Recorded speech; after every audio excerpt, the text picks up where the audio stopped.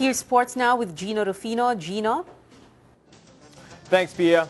Coach Chot Reyes announced the names of the players that will be part of the pool for the Philippine team that will compete in the FIBA Asia Championships here in August. While another Laker big goes down with an injury that will keep him sidelined for 4 to 6 weeks. But first, let's serve you up an update on a tennis player who is coming back from injury. Rafael Nadal overcame a slow start to beat Argentine Federico Del Bonis 6-3, 6-2 and advanced to the third round of the Chilean Open with his first singles victory in 7 months. Very happy, yeah. After 7 months outside playing to be back and win against a player who came with 4 victories on his shoulders is great. Start with 6-3, 6-2 against a good player who is in the good way to be a very good player, so happy. Sure.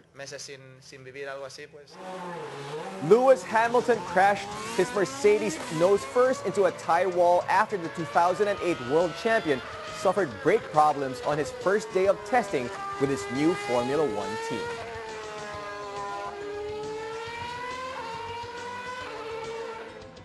The Britain's car went straight across the gravel runoff at the Jeddah Circuit's Turn 6. The car's wheel tracks indicated Hamilton, who stepped out unhurt after staying in the car for a few minutes, had been a mere passenger with no response from the steering as it went off the track.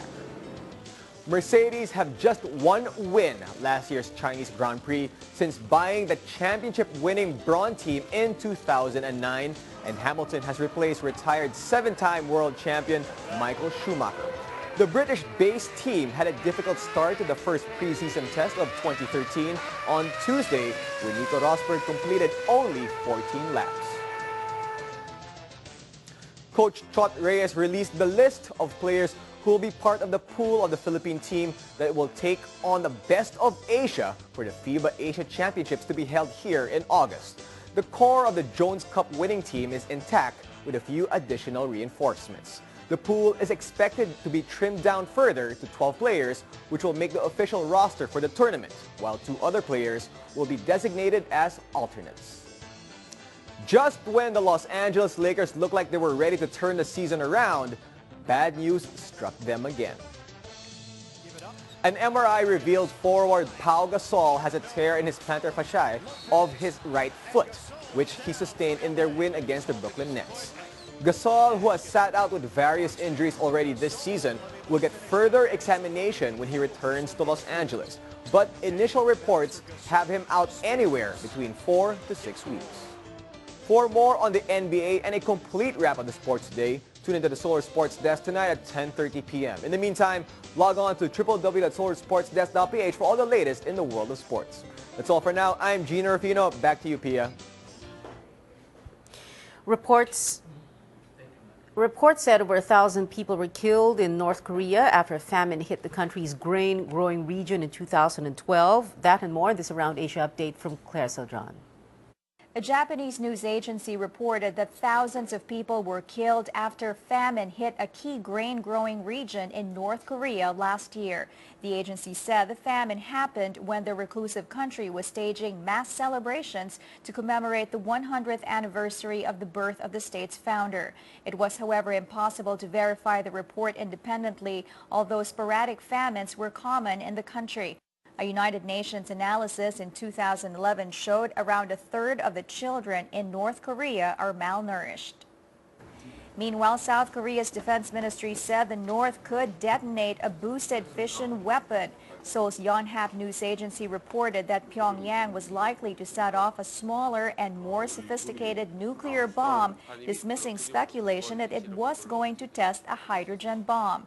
The North threatened to attack the South if Seoul joined a new round of talks for tightened UN sanctions against the reclusive territory. A magnitude 6.2 aftershock rocked the Solomon Islands earlier today. The U.S. Geological Survey said more than 36 aftershocks were recorded after a magnitude 8 quake set off a tsunami that killed at least 5 people. There were no immediate tsunami warnings or word of any further damage in the remote region. And in China, Foreign Minister Yang Jiechi met Syria's Deputy Foreign Minister as part of Beijing's effort to end fighting in the war-torn country. Chinese state news agency says that Yang urged the Syrian government to take realistic steps towards a peaceful political transition. Syrian President Bashar al-Assad earlier said he would not engage in a dialogue with people as he laid out his plan to end the 22-month-old uprising in the country that left over 60,000 people dead. Claire Saldran, Solar News.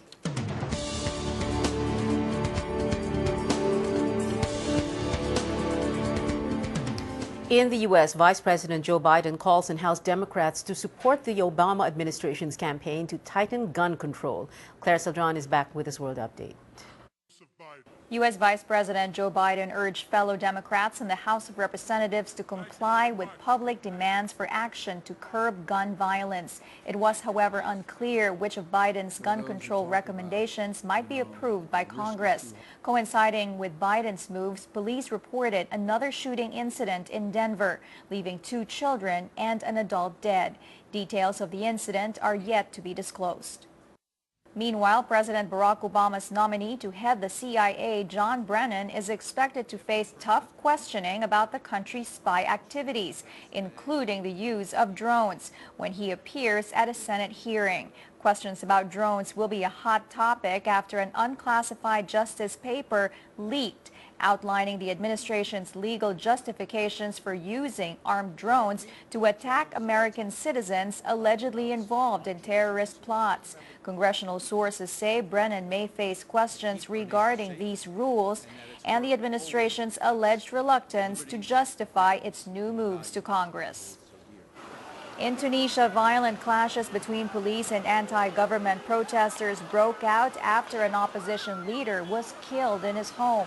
The violence and mass demonstrations appeared to move the country's prime minister into action, with the government announcing that it was dissolving itself. The prime minister declared that weeks of reshaping the government failed and he would replace his entire cabinet with non-partisan technocrats. Claire Saldran, Solar News.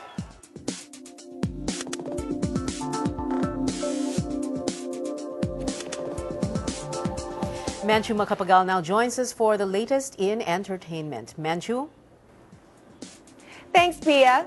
Justin Bieber may have been snubbed by the Grammys, but he's not going to let that get in the way of breaking another record. The Canadian pop star is now the youngest artist to land 5 chart-topping albums in the United States.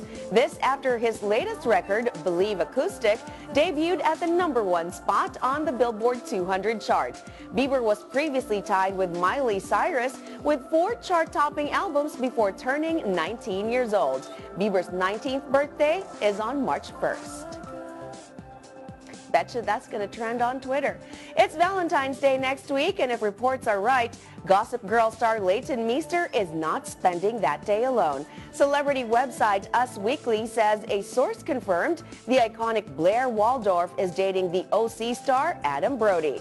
The source adds the couple have been trying to keep their relationship out of the public eye, but they have been traveling together since early this year. Meester and Brody co-starred in the 2011 romantic comedy, The Oranges. Jennifer Love Hewitt proves she is definitely a woman in the promotional video for her TV series, The Client List. The pop princess strips and teases in the sultry clip produced by American Idol judge Randy Jackson. Hewitt's performance in the clip parallels her character in The Client List, where she plays a single mom who's leading a double life. Lay down at 5, jump up at 6, and start all over again, 'cause I'm a woman. W-O-M-A-N. I say it again. Yes, I'm a woman. W-O-M-A-N.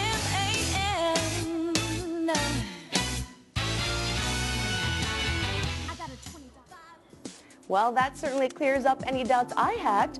And that is the latest in entertainment. I'm Manchu Macapagal. I'll see you again tomorrow for more updates on your favorite celebrities. Back to you, Pia. Thank you, Manchu.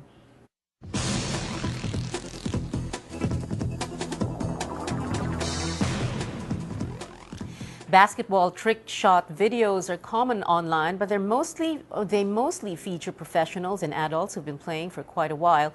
We all know experience is the best teacher. So how come this two-year-old boy, Titus, is already showing basketball skills worthy of a superstar? Netizens say he's the kid NBA teams have been waiting for. Let's find out why.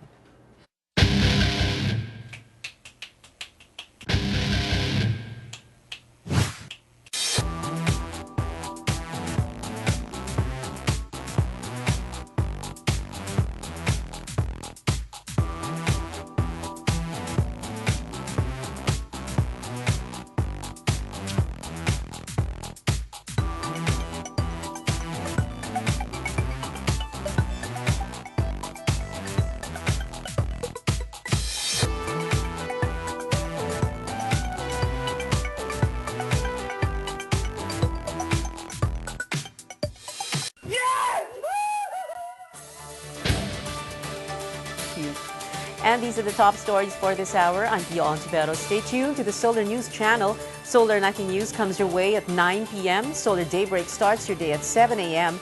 Solar News Day keeps you updated at 12 noon. And Solar News Cebuano delivers the news in the local tongue at 12:30 p.m.